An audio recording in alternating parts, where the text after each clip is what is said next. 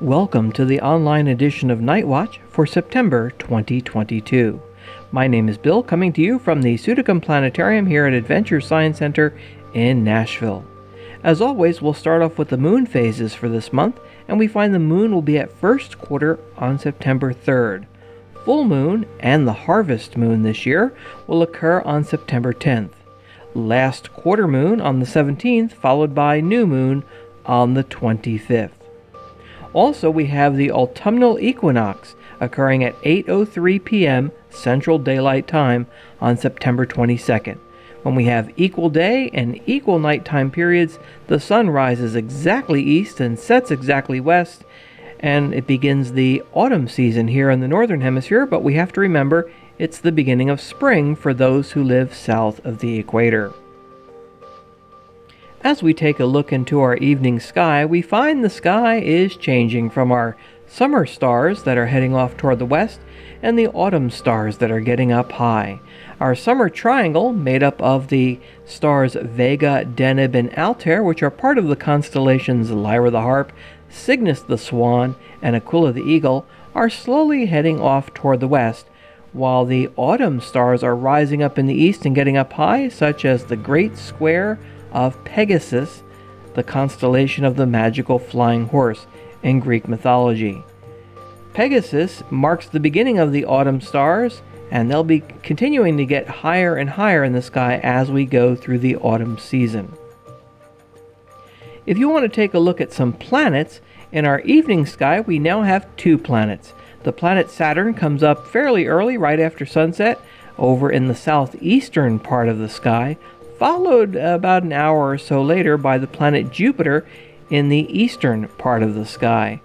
Both Jupiter and Saturn are visible to the unaided eye, as we see here, and if we want to take a look through a pair of binoculars, you'll see them as more disc-like features rather than pinpoints of light like the stars, but through a telescope, you can see Saturn's beautiful rings and also the cloud bands of the planet Jupiter.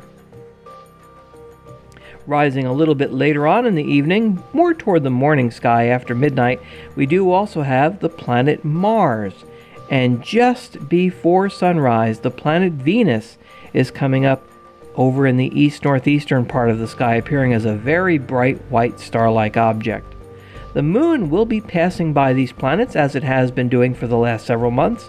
The moon will be passing by the planet Saturn on September 7th, then Jupiter on September 10th and 11th, followed by passing by the planet Mars on the 17th, and then the very thin crescent moon just before its new phase, just before sunrise and morning twilight.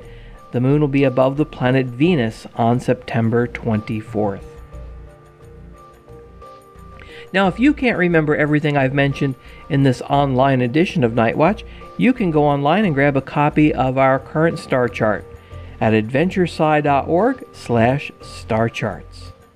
Also, we invite you to visit us here at the Sudekum Planetarium for a number of different programs and activities here at the Science Center, as well as here in the planetarium, where we have our regular planetarium version of Nightwatch.